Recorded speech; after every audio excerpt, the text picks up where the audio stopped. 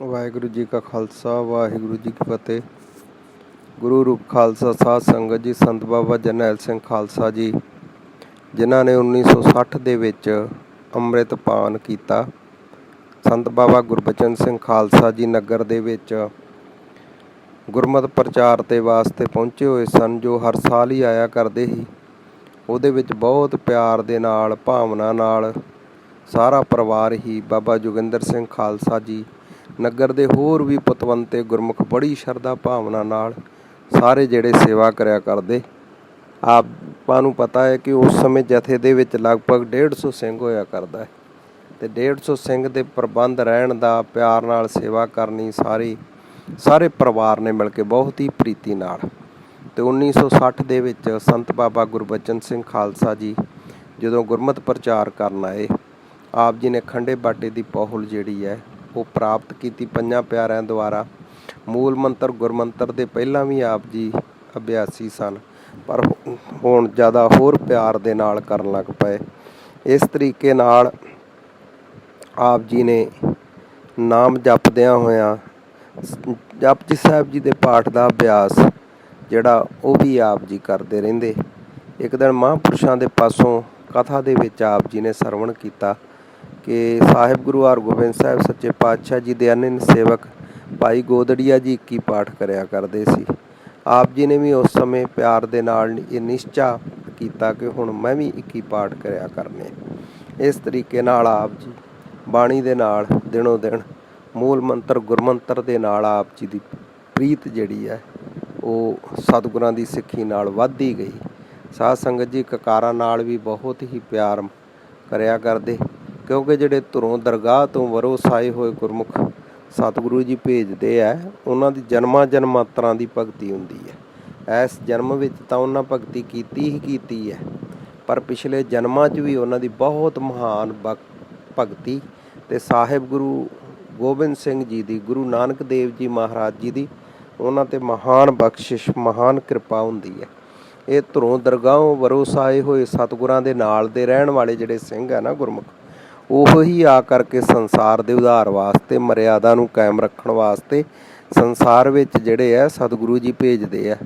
ਇਹ ਪ੍ਰਸ਼ਨ ਇੱਕ ਵਾਰੀ ਬਾਬਾ ਜੀਵਨ ਸਿੰਘ ਜੀ ਜੋ ਕਾਰ ਸੇਵਾ ਵਾਲੇ ਮਹਾਂਪੁਰਖ ਨਾਮ ਰਸੀਏ ਗੁਰਮੁਖ ਹੋਏ ਆ, ਉਹਨਾਂ ਨੂੰ ਵੀ ਸਾਧ ਸੰਗਤ ਜੀ ਪੁੱਛਿਆ ਸੀ ਕਿ ਮਹਾਂਪੁਰਖੋ ਜਿੰਨੇ ਸੇਵਾ ਕਰਦੇ ਹੋਣ ਚਾਅ ਉਤਸ਼ਾਹ ਨਾਲ, ਇੰਨੇ ਬਹੁਤੇ ਪ੍ਰੇਮ ਰੰਗ ਵਿੱਚ ਰੰਗ ਕੇ ਇਹ ਹੋਣ ਹੀ ਇਸ ਜਨਮ 'ਚ ਕਰਦੇ ਕਿ ਪਹਿਲਾਂ ਵੀ ਇਹਨਾਂ ਸੇਵਾ ਕੀਤੀ ਹੈ?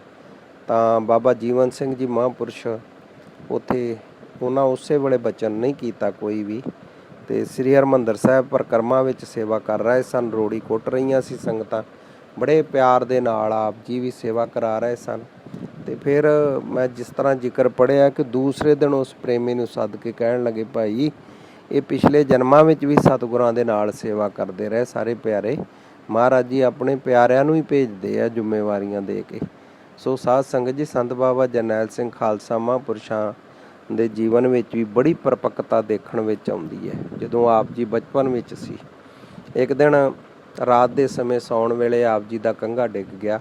ਉਹਨਾਂ ਦਿਨਾਂ ਵਿੱਚ ਕਿਹੜੀ ਕੋਈ ਲਾਈਟ ਹੋਇਆ ਕਰਦੀ। ਸਾਧ ਸੰਗਤ ਜੀ, ਯਤਨ ਕਰਨ 'ਤੇ ਵੀ ਜਦੋਂ ਕੰਘਾ ਨਾ ਲੱਭਾ, ਆਪ ਜੀ ਨੇ ਉੱਥੇ ਜੋ ਹੱਟੀ ਇੱਕ ਚਲਾਉਂਦਾ ਸੀ ਦੁਕਾਨਦਾਰ, ਜਿਸ ਦਾ ਨਾਮ ਭਾਈ ਦੌਲਤ ਰਾਮ ਆਉਂਦਾ ਹੈ, ਉਹਦੇ ਘਰ ਕੋਲ ਜਾ ਕੇ ਆਵਾਜ਼ਾਂ ਦਿੱਤੀਆਂ। ਉਹ ਕੋਠੇ 'ਤੇ ਮੰਜੇ 'ਤੇ ਲੰਮਾ ਪਿਆ ਸੀ, ਲੰਮੇ ਪਏ ਹੋਏ ਨੇ। ਤੂੰ ਕਹਿ ਦਿੱਤਾ, ਜਰਨੈਲ ਸਿੰਘ ਸਵੇਰੇ ਦਊਂਗਾ, ਹੁਣ ਨਹੀਂ ਮੈਂ ਦੇਣਾ, ਹੁਣ ਨਹੀਂ ਮੈਂ ਦੁਕਾਨ ਖੋਲ੍ਹਣੀ। ਮਹਾਂਪੁਰਸ਼ਾਂ ਨੇ ਫਿਰ ਉਹਨੂੰ ਆਵਾਜ਼ ਦੇ ਕੇ ਕਿਹਾ, ਨਹੀਂ ਭਾਈ ਮੈਨੂੰ ਹੁਣੇ ਕੰਘਾ ਚਾਹੀਦਾ। ਉਹਨੇ ਫਿਰ ਉਹ ਗੱਲ ਕਹੀ। ਆਪ ਜੀ ਨਿਰਾਸ਼ ਮਨ ਦੇ ਨਾਲ ਵਾਪਸ ਆ ਗਏ। ਆ ਕੇ ਫਿਰ ਯਤਨ ਕੀਤਾ ਪਰ ਕੰਘਾ ਨਹੀਂ ਲੱਭਾ। ਬੇਚੈਨੀ ਦੇ ਵਿੱਚ ਸਿਮਰਨ ਭਜਨ ਕਰਦਿਆਂ ਕਿ ਮੇਰਾ ਕਕਾਰ ਕਿਉਂ ਵਿਸਰ ਗਿਆ। ਸਾਰੀ ਰਾਤ ਆਪ ਜੀ ਨੂੰ ਆਰਾਮ ਦੀ ਨੀਂਦ ਨਹੀਂ ਆਈ। ਸਵੇਰੇ ਜਦੋਂ ਚਾਨਣ ਹੋਇਆ, ਦਿਨ ਚੜ੍ਹਿਆ, ਅਤੇ ਆਪ ਜੀ ਨੂੰ ਉੱਥੋਂ ਹੀ ਕੰਘਾ ਲੱਭ ਗਿਆ। ਉਹਨੂੰ ਧੋ ਕੇ ਆਪ ਜੀ ਨੇ ਆਪਣੇ ਕੇਸਾਂ ਵਿੱਚ ਕੰਘਾ ਕਰਕੇ ਅਤੇ ਕੇਸਾਂ ਵਿੱਚ ਲਾ ਕੇ ਦਸਤਾਰ ਸਜਾਈ। ਫਿਰ ਜਪਜੀ ਸਾਹਿਬ ਜੀ ਦਾ ਪਾਠ ਕਰਕੇ, ਜੋ ਗੁਰਮਰਿਆਦਾ ਹੈ ਕਿ ਕੰਘਾ, ਕੜਾ, ਕਿਰਪਾਨ ਇਹ ਵਿਸਰ ਜਾਣ, ਤਾਂ ਇੱਕ ਜਪਜੀ ਸਾਹਿਬ ਜੀ ਦਾ ਪਾਠ ਕਰਕੇ ਅਤੇ ਸਤਿਗੁਰਾਂ ਦੇ ਚਰਨੀ ਅਰਦਾਸ ਕਰਨੀ ਹੈ। ਜੇ ਕਿਤੇ ਕਛਹਿਰੇ ਦੇ ਦੋਵੇਂ ਪਹੁੰਚੇ ਲੱਥ ਜਾਣ ਤਾਂ ਪੰਜਾਂ ਪਿਆਰਿਆਂ ਦੇ ਪਾਸੋਂ ਅਰਦਾਸ ਕਰਨੀ ਹੈ। ਤੇ ਘੱਟੋ ਘੱਟ 5 ਜਪਜੀ ਸਾਹਿਬ ਜੀ ਦੇ ਪਾਠ ਕਰਨੇ ਆ। ਤੇ ਜੇ ਕਿਤੇ ਕੇਸ ਕੱਟੇ ਜਾਣ ਤਾਂ 5 ਪਿਆਰਿਆਂ ਕੋ ਖੰਡੇ ਬਾਟੇ ਦੀ ਪਹੁਲ ਛਕਣੀ ਤੇ ਦੁਬਾਰਾ ਜਿਹੜੀ ਹੈ ਸੁਧਾਈ ਕਰਾਈ ਜਾਂਦੀ ਹੈ। ਇਸ ਤਰ੍ਹਾਂ ਮਰਿਆਦਾ ਸਤਿਗੁਰੂ ਸਾਹਿਬ ਜੀ ਦੀ ਜੋ ਹੈ ਆਪਾਂ ਨੂੰ ਸਤਿਗੁਰਾਂ ਦੇ ਪਿਆਰੇ ਗੁਰਸਿੱਖ ਦ੍ਰਿੜ ਕਰਾਉਂਦੇ ਆ। ਸੋ ਸਾਧ ਸੰਗਤ ਜੀ, ਆਪ ਜੀ ਨੇ ਪਹਿਲਾਂ ਸੰਤ ਬਾਬਾ ਜਰਨੈਲ ਸਿੰਘ ਖਾਲਸਾ ਜੀ ਨੇ ਕੰਘਾ ਲੈ ਕੇ ਕੇਸਾਂ ਵਿੱਚ ਰੱਖ ਕੇ ਫਿਰ ਜਲ ਪਾਣੀ ਛਕਿਆ, ਜਦ ਕਿ ਸਾਰੇ ਪਰਿਵਾਰ ਨੇ ਜਲ ਪਾਣੀ ਸਵੇਰੇ ਕੁਝ ਛਕ ਲਿਆ ਸੀ। ਪਰ ਆਪ ਜੀ ਨੇ ਜਿੰਨੇ ਚਿਰ ਕੰਘਾ ਨਹੀਂ ਪ੍ਰਾਪਤ ਹੋਇਆ, ਜਪਜੀ ਸਾਹਿਬ ਜੀ ਦਾ ਪਾਠ ਨਹੀਂ ਕਰ ਲਿਆ, ਅਰਦਾਸ ਕਰਕੇ ਮਾफ़ੀ ਨਹੀਂ ਮੰਗੀ, ਉਹਨੇ ਚਿਰ ਆਪ ਜੀ ਨੇ ਕੁਝ ਨਹੀਂ ਛਕਿਆ। ਛਕਣ ਤੋਂ ਬਾਅਦ ਜਦੋਂ ਮਾफ़ੀ ਸਤਿਗੁਰੂ ਜੀ ਦੇ ਪਾਸੋਂ ਮੰਗ ਕੇ ਅਰਦਾਸ ਕਰਕੇ ਆਪ ਜੀ ਫਿਰ ਖੇਤਾਂ ਦੇ ਵਿੱਚ ਕੰਮ ਕਰਨ ਵਾਸਤੇ ਜੋ ਗੱਡਾ ਲੈ ਕੇ ਜਾ ਰਹੇ ਸੀ ਪੱਠਿਆਂ ਵਾਸਤੇ, ਰਸਤੇ ਵਿੱਚ ਜਿਹੜਾ ਦੌਲਤ ਰਾਮ ਸੀ ਉਹ ਰਸਤੇ ਵਿੱਚ ਤੁਰਿਆ ਆਉਂਦਾ ਮਿਲਿਆ। ਆਪ ਜੀ ਨੇ ਗੱਡਾ ਰੋਕ ਕੇ ਉਹਦੇ ਨਾਲ ਨਾਰਾਜ਼ਗੀ ਜ਼ਾਹਰ ਕੀਤੀ ਤੇ ਨਾਲ ਇਹ ਵੀ ਕਿਹਾ ਕਿ ਅੱਗੇ ਤੋਂ ਤੇਰੀ ਦੁਕਾਨ 'ਤੇ ਮੈਂ ਕੋਈ ਵੀ ਸੌਦਾ ਲੈਣ ਨਹੀਂ ਆਇਆ ਕਰਨਾ। ਉਸ ਨੇ ਸਿੱਧਾ ਆ ਕੇ ਬਾਬਾ ਜੋਗਿੰਦਰ ਸਿੰਘ ਖਾਲਸਾ ਜੀ ਦੇ ਨਾਲ, ਮਹਾਂਪੁਰਸ਼ਾਂ ਦੇ ਪਿਤਾ ਜੀ ਦੇ ਨਾਲ ਨਾਰਾਜ਼ਗੀ ਜ਼ਾਹਰ ਕੀਤੀ ਕਿ ਤੁਹਾਡੇ ਬੱਚੇ ਜਿਹੜੇ ਮੇਰੇ ਗਲ ਪੈਂਦੇ ਆ। ਇਸ ਤਰ੍ਹਾਂ ਉਹ ਖੇਤਾਂ ਨੂੰ ਜਾਂਦਿਆਂ ਮੇਰੇ ਨਾਲ ਉਹਨਾਂ ਨੇ ਝਗੜਾ ਕੀਤਾ। ਉਹਨੇ ਕੁਝ ਗੱਲ ਵਧਾ ਚੜ੍ਹਾ ਕੇ ਕਹੀ।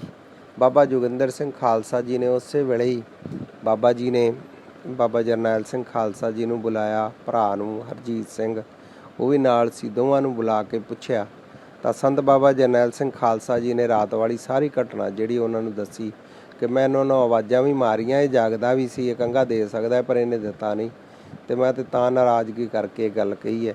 ਬਾਬਾ ਜੋਗਿੰਦਰ ਸਿੰਘ ਜੀ ਖਾਲਸਾ ਜੀ ਨੇ ਉਸ ਸਮੇਂ ਬੜੇ ਪਿਆਰ ਦੇ ਨਾਲ, ਪ੍ਰੇਮ ਦੇ ਨਾਲ ਉਸ ਹਿੰਦੂ ਵੀਰ ਨੂੰ ਬੜੇ ਪ੍ਰੇਮ ਦੇ ਨਾਲ ਇਹ ਗੱਲ ਸਮਝਾਈ ਕਿ ਸਤਿਗੁਰੂ ਗੁਰੂ ਗੋਬਿੰਦ ਸਿੰਘ ਜੀ ਮਹਾਰਾਜ ਦਾ ਹੁਕਮ ਹੈ ਕਿ ਰਹਿਤ ਪਿਆਰੀ ਮੁਝ ਕੋ ਸਿੱਖ ਪਿਆਰਾ ਨਾ ਹੈ, ਕਿ ਸਾਨੂੰ ਰਹਿਤ ਮਰਿਆਦਾ ਪਿਆਰੀ ਹੈ, ਗੁਰਸਿੱਖ ਨਹੀਂ ਪਿਆਰਾ। ਇਸ ਵਾਸਤੇ ਭਾਈ ਜਰਨੈਲ ਸਿੰਘ ਜਿਹੜਾ ਉਹ ਸਹੀ ਹੈ, ਉਹ ਬਿਲਕੁਲ ਠੀਕ ਹੈ, ਉਹ ਸੱਚਾ ਹੈ ਤੇ ਤੇਰੀ ਗਲਤੀ ਹੈ।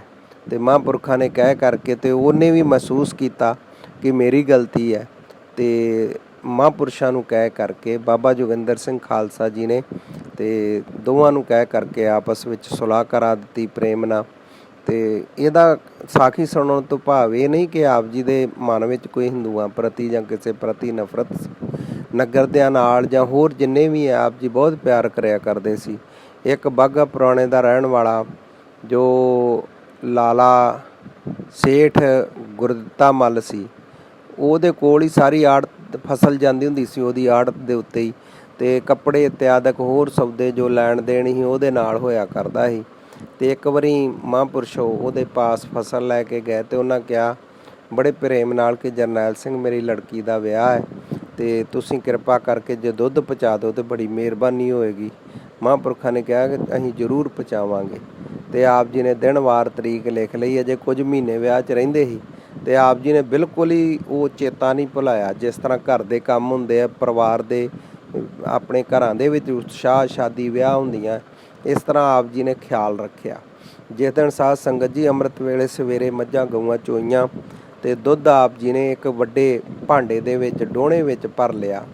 ਹੁਣ ਟਰੈਕਟਰ ਵੀ ਪੈਲੀਆਂ ਵਿੱਚ ਚਲੇ ਗਿਆ ਸੀ, ਘਰ ਕੋਈ ਸਾਈਕਲ ਇਤਿਆਦਿਕ ਹੋਰ ਸਾਧਨ ਵੀ ਨਹੀਂ ਸੀ ਤੇ ਆਪ ਜੀ ਨੇ ਕੋਈ ਆਲਸ ਨਹੀਂ ਕੀਤਾ। ਸਿਰ ਦੇ ਉੱਤੇ ਮੜਾਸਾ ਕਰਕੇ ਉੱਤੇ ਉਹ ਭਾਂਡਾ ਚੁੱਕ ਕੇ ਦੁੱਧ ਦਾ ਪੈਦਲ ਚੱਲ ਕੇ ਆਪ ਜੀ ਨੇ ਉਹਦੇ ਘਰ ਵਿੱਚ ਪਹੁੰਚਾਇਆ ਤੇ ਉੱਥੇ ਵਿਆਹ ਦੀਆਂ ਸ਼ਾਦੀ ਦੀਆਂ ਬੜੀਆਂ ਖੁਸ਼ੀਆਂ ਚੱਲ ਰਹੀਆਂ ਸੀ। ਜਦੋਂ ਉਸ ਨੂੰ ਪਤਾ ਲੱਗਾ ਤੇ ਉਹਨੇ ਬੜੇ ਪ੍ਰੇਮ ਨਾਲ ਆ ਕੇ ਤੇ ਇਸ ਗੱਲ ਦੇ ਉੱਤੇ ਥੋੜ੍ਹਾ ਜਿਹਾ ਇਤਰਾਜ਼ ਕੀਤਾ ਕਿ ਆਪ ਜੀ ਇੰਨੀ ਦੂਰੋਂ ਪੈਦਲ ਕਿਉਂ ਚੱਲ ਕੇ ਆਏ। ਤਾਂ ਸੰਤ ਬਾਬਾ ਜਰਨੈਲ ਸਿੰਘ ਖਾਲਸਾ ਜੀ ਕਹਿਣ ਲੱਗੇ ਕੋਈ ਗੱਲ ਨਹੀਂ, ਇਹ ਮੇਰੀ ਜ਼ਿੰਮੇਵਾਰੀ ਸੀ, ਨਾਲੇ ਮੈਂ ਆਪ ਜੀ ਨਾਲ ਬਚਨ ਕੀਤਾ ਸੀ ਤੇ ਮੇਰਾ ਇਹ ਫਰਜ਼ ਸੀ ਕਿ ਇਹ ਮੈਂ ਬਚਨ ਨੂੰ ਪੂਰਾ ਕਰਾਂ ਤੇ ਇਹਦੇ ਵਿੱਚ ਕੋਈ ਗੱਲ ਨਹੀਂ ਹੈ। ਘਰ ਦੇ ਵਿੱਚ ਕੋਈ ਸਾਧਨ ਨਹੀਂ ਸੀ ਹੈਗਾ। ਹੁਣ ਜੇ ਦੁੱਧ ਘਰ ਵਿੱਚ ਰੱਖ ਛੱਡਦੇ ਉਹ ਖਰਾਬ ਹੋਣ ਦਾ ਡਰ ਸੀ, ਸੋ ਇਸ ਵਾਸਤੇ ਮੈਂ ਪੈਦਲ ਹੀ ਇੱਥੋਂ ਤੱਕ ਆ ਗਿਆ, ਕੋਈ ਗੱਲ ਨਹੀਂ। ਇਹਦੇ ਵਿੱਚ ਆਪ ਜੀ ਇਸ ਗੱਲ 'ਤੇ ਕੋਈ ਇਤਰਾਜ਼ ਨਾ ਕਰੋ। ਇਸ ਤਰੀਕੇ ਨਾਲ ਆਪ ਜੀ ਨੇ ਉਹ ਜ਼ਿੰਮੇਵਾਰੀ ਨਿਭਾਈ, ਬਚਨ ਨਿਭਾਇਆ। ਸਾਧ ਸੰਗਤ ਜੀ, ਉਹਨਾਂ ਦਾ ਹਿਰਦਾ ਹਮੇਸ਼ਾ ਹੀ ਨਿਰਵੈਰ ਸ਼ੁਰੂ ਤੋਂ ਹੀ, ਇਹ ਨਹੀਂ ਕਿ ਉਹਨਾਂ ਦੇ ਹਿੰਦੂਆਂ ਨਾਲ ਕੋਈ ਵੈਰ ਭਾਵ ਐਸੀ ਕੋਈ ਗੱਲ ਸੀ, ਸਾਰਿਆਂ ਨਾਲ ਹੀ ਬੜੀ ਪ੍ਰੀਤ ਕਰਿਆ ਕਰਦੇ ਸਨ। ਇਸ ਤਰ੍ਹਾਂ ਮਹਾਂਪੁਰਸ਼ਾਂ ਦਾ ਜਿਹੜਾ ਸੁਭਾਅ ਸੀ ਉਹ ਬਹੁਤ ਕੋਮਲ, ਬੜਾ ਸ਼ਰਧਾ ਭਾਵਨਾ ਵਾਲਾ, ਸਿੱਖੀ ਨਾਲ ਪ੍ਰੀਤ ਬਹੁਤ ਕਰਿਆ ਕਰਦੇ ਸੀ। ਅਤੇ ਖਾਸ ਕਰਕੇ ਸੰਤ ਬਾਬਾ ਗੁਰਬਚਨ ਸਿੰਘ ਖਾਲਸਾ ਜੀ ਨਾਲ ਆਪ ਜੀ ਦਾ ਅਤਿਅੰਤ ਪਿਆਰ, ਅਤੇ ਉਹਨਾਂ ਦੇ ਨਾਲ ਸੇਵਾ ਕਰਨ ਵਾਲੇ ਸੰਤ ਬਾਬਾ ਕਰਤਾਰ ਸਿੰਘ ਖਾਲਸਾ ਜੀ, ਜੋ ਉਸ ਸਮੇਂ ਮੁੱਖ ਗੜਵਈ ਦੇ ਰੂਪ ਵਿੱਚ ਬਾਬਾ ਠਾਕੁਰ ਸਿੰਘ ਜੀ, ਹੋਰ ਵੀ ਸਿੰਘਾਂ ਨਾਲ ਬੜੀ ਪ੍ਰੀਤ, ਪਰ ਵਿਸ਼ੇਸ਼ ਲਗਨ ਸੰਤ ਬਾਬਾ ਕਰਤਾਰ ਸਿੰਘ ਖਾਲਸਾ ਜੀ ਦੇ ਨਾਲ ਵੀ ਆਪ ਜੀ ਦਾ ਬਹੁਤ ਪਿਆਰ ਸੀ, ਬਹੁਤ ਪ੍ਰੇਮ ਸੀ ਆਪ ਜੀ ਦਾ। ਤਾਂ ਉਹ ਵੀ ਬਹੁਤ ਜ਼ਿਆਦਾ ਸੰਤ ਬਾਬਾ ਜਰਨੈਲ ਸਿੰਘ ਖਾਲਸਾ ਜੀ ਨੂੰ ਪਿਆਰ ਕਰਦੇ। ਇੱਕ ਵਾਰੀ ਸਾਧ ਸੰਗਤ ਜੀ, ਇੱਕ ਸੁਦਾਗਰ ਨਾਂ ਦਾ ਜਿਹੜਾ ਟੀਚਰ ਸੀ, ਜਿਹਦੇ ਪਾਸ ਸਿੰਘ ਸਾਹਿਬ ਗਿਆਨੀ ਜਸਵੀਰ ਸਿੰਘ ਜੀ ਜਿਹੜੇ ਸਾਨੂੰ ਪੜ੍ਹਿਆ ਕਰਦੇ ਸੀ, ਸੰਤ ਬਾਬਾ ਗੁਰਬਚਨ ਸਿੰਘ ਖਾਲਸਾ ਜੀ ਨਗਰ ਵਿੱਚ ਆਏ ਹੋਏ ਸੀ। ਅਤੇ ਉਹਨਾਂ ਦਾ ਜਥਾ ਜਿਹੜਾ ਹੈ ਉਹ ਸ਼ਬਦ ਬਾਣੀ ਕੀਰਤਨ ਕਰਦਾ ਹੋਇਆ ਕਿਸੇ ਗੁਰਮੁਖ ਪ੍ਰੇਮੀ ਦੇ ਘਰ ਵਿੱਚ ਲੰਗਰ ਛਕਣ ਜਾ ਰਿਹਾ ਸੀ, ਜਿਸ ਨੂੰ ਦੇਖ ਕੇ ਸੁਦਾਗਰ ਸਿੰਘ ਨੇ ਬੜੇ ਬੋਲ ਕਬੋਲ ਬੋਲੇ। ਸਿੰਘ ਸਾਹਿਬ ਜੀ ਨੂੰ ਸੁਣਾ ਕਰਕੇ ਸਿੰਘ ਸਾਹਿਬ ਜੀ ਨੇ ਜੋ ਗ੍ਰੰਥ ਲਿਖਿਆ ਹੈ ਮਹਾਂਪੁਰਖਾਂ ਦੇ ਜੀਵਨ ਦੇ ਉੱਤੇ, ਅਤੇ ਆਪਾਂ ਉਹਦੇ ਵਿੱਚੋਂ ਵੀ ਇਹ ਜਿਹੜੀ ਸਾਖੀ ਹੈ ਸਾਧ ਸੰਗਤ ਜੀ ਉਹ ਪੜ੍ਹ ਸਕਦੇ ਹਾਂ। ਅਤੇ ਆਪ ਜੀ ਨੂੰ ਸਾਰਿਆਂ ਨੂੰ ਬੇਨਤੀ ਹੈ ਕਿ ਪੜ੍ਹਨਾ ਵੀ ਚਾਹੀਦਾ। ਜੋ ਸੁਹਿਰਦ ਸੰਤ ਖਾਲਸਾ, ਉਹਦੇ ਵਿੱਚ ਇਹ ਬਚਨ ਲਿਖਿਆ ਹੈ ਕਿ ਉਹਨੇ ਜਾਣ ਬੁੱਝ ਕੇ ਸੁਣਾ ਕਰਕੇ ਇਹ ਗੱਲ ਕਹੀ ਕਿ ਇਹ ਵਿਹਲੜ ਲੋਕ 100-150 ਜਿਹੜੇ ਹੈ ਇਹ ਵਿਹਲੜ ਲੋਕ ਨੇ, ਅਤੇ ਕਿਰਤੀ ਸਿੰਘ ਜਿਹੜੇ ਹੈ ਘਰਾਂ ਵਾਲੇ ਜਿਹੜੇ ਸਿੱਖ ਹੈ ਉਹਨਾਂ ਦੇ ਉੱਤੇ ਬੋਝ ਹੈ। ਅਤੇ ਹੋਰ ਵੀ ਬਹੁਤ ਬੋਲ ਕਬੋਲ ਬੋਲੇ। ਅਤੇ ਸਿੰਘ ਸਾਹਿਬ ਜੀ ਦੱਸਦੇ ਕਿ ਮੈਂ ਆ ਕੇ ਮਹਾਂਪੁਰਸ਼ਾਂ ਨੂੰ ਦੱਸ ਦਿੱਤੇ ਕਿ ਚਾਚਾ ਜੀ ਉਹ ਇਸ ਤਰ੍ਹਾਂ ਬੋਲਦਾ ਸੀ। ਅਤੇ ਬਹੁਤ ਗੁੱਸੇ ਦੇ ਵਿੱਚ ਉਸ ਸਮੇਂ ਮਹਾਂਪੁਰਸ਼ਾਂ ਨੇ ਜਿਹੜੇ ਆ ਬਚਨ ਕੀਤੇ। ਬਹੁਤ ਉਹਨਾਂ ਨੇ ਇਸ ਗੱਲ ਦਾ ਇਤਰਾਜ਼ ਕੀਤਾ ਕਿ ਇਹਨਾਂ ਲੋਕਾਂ ਨੂੰ ਕੀ ਪਤਾ ਕਿ ਗੁਰਮੁਖਾਂ ਮਹਾਂਪੁਰਖਾਂ ਦੀ ਕੀ ਕਮਾਈ ਹੁੰਦੀ ਹੈ। ਹੁਣ ਜਥੇ ਵਿੱਚ ਰਹਿਣ ਵਾਲੇ ਸਿੰਘਾਂ ਸਾਰਿਆਂ ਨੂੰ ਪਤਾ ਹੁੰਦਾ ਹੈ, ਸਵੇਰੇ ਅੰਮ੍ਰਿਤ ਵੇਲੇ ਤੜਕੇ ਉੱਠ ਕੇ ਬੱਚਿਆਂ ਨੇ ਇਸ਼ਨਾਨ ਕਰਨਾ ਹੈ, ਇਸ਼ਨਾਨ ਕਰਨ ਤੋਂ ਬਾਅਦ ਆਪਣਾ ਨਿਤਨੇਮ ਕਰਨਾ ਹੈ, ਫਿਰ ਕਥਾ ਕੀਰਤਨ ਸੁਣਨਾ ਹੈ, ਫਿਰ ਜਲ ਪਾਣੀ ਛਕ ਕੇ ਅਤੇ 10-11 ਵਜੇ ਤੱਕ ਸੰਥਿਆ ਪੜ੍ਹਦੇ ਰਹਿਣਾ। 1-2 ਘੰਟੇ ਆਰਾਮ ਕਰਨ ਤੋਂ ਬਾਅਦ ਫਿਰ 3-4 ਘੰਟੇ ਜਿਹੜੀ ਉਹ ਪੜ੍ਹਾਈ ਕਰਨੀ ਹੈ, ਰਹਿਤ ਰੱਖਦੇ, ਬਾਣੀ ਪੜ੍ਹਦੇ। ਇਸ ਤਰੀਕੇ ਨਾਲ ਹੁਣ ਵੀ ਟਕਸਾਲ ਦੇ ਵਿੱਚ ਜੋ ਹੈ ਉਹਨਾਂ ਦਿਨਾਂ ਵਿੱਚ ਤਾਂ ਬਹੁਤ ਹੀ ਜ਼ਿਆਦਾ ਸੀ, 25-25 ਵਾਰ ਸੰਥਿਆ ਪੜ੍ਹਦੇ ਹੁੰਦੇ। ਫਿਰ ਸਾਰੀ ਦਿਹਾੜੀ ਬਾਣੀ ਪੜ੍ਹਨੀ, ਸਾਰਿਆਂ ਦੇ ਭਲੇ ਦੀ ਅਰਦਾਸ ਕਰਨੀ। ਸੋ ਸਾਧ ਸੰਗਤ ਜੀ, ਇਹ ਇਸ ਤਰ੍ਹਾਂ ਗੁਰਸਿੱਖਾਂ ਨੂੰ ਆਪਾਂ ਵਿਹਲੜ ਨਹੀਂ ਕਹਿ ਸਕਦੇ। ਇਹ ਤਾਂ ਨਾਮ ਜਪਣਾ ਸਭ ਤੋਂ ਉੱਤਮ ਕਰਮ ਹੈ ਨਾ। ਸਾਹਿਬ ਗੁਰੂ ਗ੍ਰੰਥ ਸਾਹਿਬ ਸੱਚੇ ਪਾਤਸ਼ਾਹ ਜੀ ਨੇ ਵੀ ਕਿਹਾ, ਪ੍ਰਭ ਕਾ ਸਿਮਰਨ ਸਭ ਤੇ ਉੱਚਾ। ਇਹਦੇ ਨਾਲੋਂ ਤਾਂ ਹੋਰ ਕੋਈ ਹੈ ਹੀ ਨਹੀਂ ਚੰਗਾ ਕਰਮ। ਨਾਮ ਤੁੱਲ ਕਛ ਅਵਰ ਨਾ ਹੋਏ। ਪਰ ਜਿਹੜੇ ਨਿੰਦਕ ਲੋਕ ਹੈ ਉਹਨਾਂ ਨੂੰ ਕੀ ਪਤਾ ਇਹਨਾਂ ਗੱਲਾਂ ਦਾ। ਅਤੇ ਮਹਾਂਪੁਰਖਾਂ ਨੇ ਉਦੋਂ ਕਿਹਾ ਵੀਰ ਰਸ ਦੇ ਵਿੱਚ, ਫਿਰ ਪਤਾ ਨਹੀਂ ਇਹਨਾਂ ਲੋਕਾਂ ਨੂੰ ਕਿਉਂ ਢਿੱਡ ਪੀੜ ਹੁੰਦੀ ਹੈ। ਅਤੇ ਸਾਧ ਸੰਗਤ ਜੀ, ਕਰਮ ਖੰਡ ਕੀ ਬਾਣੀ ਜੋਰ, ਐਸੀ ਅਵਸਥਾ ਦੇ ਮਾਲਿਕ ਸੰਤ ਬਾਬਾ ਜਰਨੈਲ ਸਿੰਘ ਖਾਲਸਾ ਮਹਾਂਪੁਰਸ਼ਾਂ ਦੇ ਮੁੱਖੋਂ ਜਦੋਂ ਇਹ ਬਚਨ ਨਿਕਲਿਆ ਨਾ, ਅਤੇ ਉਹਦੇ ਫਿਰ ਵਾਕਿਆ ਹੀ ਜਦੋਂ ਪ੍ਰਸ਼ਾਦਾ ਰਾਤ ਨੂੰ ਛਕ ਕੇ ਉਹ ਸੌਣ ਲੱਗਾ, ਉਹਦੇ ਢਿੱਡ ਪੀੜ ਹੋਣੀ ਸ਼ੁਰੂ ਹੋ ਗਈ। ਉਹਨੇ ਬੜੀ ਦਵਾਈ ਖਾਧੀ ਪਰ ਉਹਨੂੰ ਕੋਈ ਫਰਕ ਨਾ ਪਿਆ। ਸਾਰੀ ਰਾਤ ਉਹਦੀ ਤੜਫਦਿਆਂ ਹੀ ਨਿਕਲੀ। ਦੂਸਰੇ ਦਿਨ ਵੀ ਪੇਟ ਦਰਦ ਉਹਦਾ ਨਹੀਂ ਸੀ ਹਟਿਆ, ਪਰ ਸਕੂਲੇ ਆਇਆ ਅਤੇ ਉਹਨੇ ਉਸ ਸਮੇਂ ਉਹ ਵੀ ਮਹਾਂਪੁਰਖਾਂ ਨੂੰ, ਸੰਤ ਬਾਬਾ ਜਰਨੈਲ ਸਿੰਘ ਖਾਲਸਾ ਜੀ ਦੀ ਕਰਨੀ ਕਮਾਈ ਨੂੰ ਜਾਣਦਾ ਸੀ ਸੁਦਾਗਰ ਸਿੰਘ। ਦੂਸਰੇ ਦਿਨ ਜਦੋਂ ਸਿੰਘ ਸਾਹਿਬ ਜੀ ਹੁਣੀ ਫਿਰ ਸਕੂਲੇ ਪੜ੍ਹਨ ਗਏ, ਉਹਨਾਂ ਨੂੰ ਉਹਨੇ ਪੁੱਛਿਆ ਕਿ ਤੂੰ ਘਰ ਗੱਲ ਤਾਂ ਨਹੀਂ ਸੀ ਦੱਸੀ? ਤਾਂ ਸਿੰਘ ਸਾਹਿਬ ਜੀ ਕਹਿਣ ਲੱਗੇ ਕਿ ਮੈਂ ਆਪਣੇ ਚਾਚਾ ਜੀ ਨੂੰ ਇਹ ਗੱਲ ਦੱਸੀ ਸੀ ਅਤੇ ਉਹਨਾਂ ਨੇ ਆਹ ਬਚਨ ਕੀਤਾ। ਉਸ ਤੋਂ ਬਾਅਦ ਉਹ ਛੇਤੀ ਛੁੱਟੀ ਲੈ ਕੇ ਘਰ ਵਾਪਸ ਚਲੇ ਗਿਆ। ਫਿਰ ਮਹਾਂਪੁਰਸ਼ਾਂ ਦੇ ਪਾਸ ਪਹੁੰਚਿਆ ਅਤੇ ਜਾ ਕਰਕੇ ਉਹਨੇ ਮੁਆਫੀ ਮੰਗੀ। ਸੰਤ ਬਾਬਾ ਜਰਨੈਲ ਸਿੰਘ ਖਾਲਸਾ ਜੀ ਕਹਿਣ ਲੱਗੇ, ਮੈਂ ਕੌਣ ਹੁੰਦਾ ਤੈਨੂੰ ਮਾफ़ ਕਰਨ ਵਾਲਾ? ਤੂੰ ਮੇਰੇ ਬਾਰੇ ਤਾਂ ਕੋਈ ਗੱਲ ਹੀ ਨਹੀਂ ਕੀਤੀ, ਤੂੰ ਵੱਡੇ ਮਹਾਂਪੁਰਖਾਂ ਬਾਰੇ ਗੱਲ ਕੀਤੀ, ਉਹਨਾਂ ਕੋਲ ਜਾ ਕੇ ਮਾफ़ੀ ਮੰਗ। ਫਿਰ ਨਾਲ ਲੈ ਕੇ ਉਹਨੂੰ ਨਗਰ ਦੇ ਵਿੱਚ ਪਹੁੰਚੇ। ਸੰਤ ਬਾਬਾ ਗੁਰਬਚਨ ਸਿੰਘ ਖਾਲਸਾ ਮਹਾਂਪੁਰਸ਼ਾਂ ਨੇ ਉਹਨੂੰ ਸਮਝਾਇਆ ਕਿ ਤੂੰ ਸਾਹਿਬ ਗੁਰੂ ਗ੍ਰੰਥ ਸਾਹਿਬ ਜੀ ਮਹਾਰਾਜ ਦੀ ਹਜ਼ੂਰੀ ਵਿੱਚ ਜਾ ਕੇ ਅਰਦਾਸ ਕਰ, ਮੱਥਾ ਟੇਕ, ਉਹੀ ਭਲਾ ਕਰਨਗੇ, ਉਹਨਾਂ ਕੋਲੋਂ ਮਾफ़ੀ ਮੰਗ। ਅਤੇ ਸੁਦਾਗਰ ਸਿੰਘ ਸਾਹਿਬ ਗੁਰੂ ਗ੍ਰੰਥ ਸਾਹਿਬ ਜੀ ਮਹਾਰਾਜ ਦੀ ਹਜ਼ੂਰੀ ਵਿੱਚ ਗਿਆ। ਉੱਥੇ ਜਾ ਕੇ ਨਮਸਕਾਰ ਕੀਤੀ। ਨਮਸਕਾਰ ਕਰਨ ਤੋਂ ਬਾਅਦ ਫਿਰ ਉਹ ਆਪਣੇ ਘਰ ਨੂੰ, ਨਗਰ ਨੂੰ ਵਾਪਸ ਚਲੇ ਗਿਆ। ਉਹਦਾ ਪੇਟ ਦਰਦ ਹਟ ਗਿਆ, ਠੀਕ ਹੋ ਗਿਆ ਉਹ।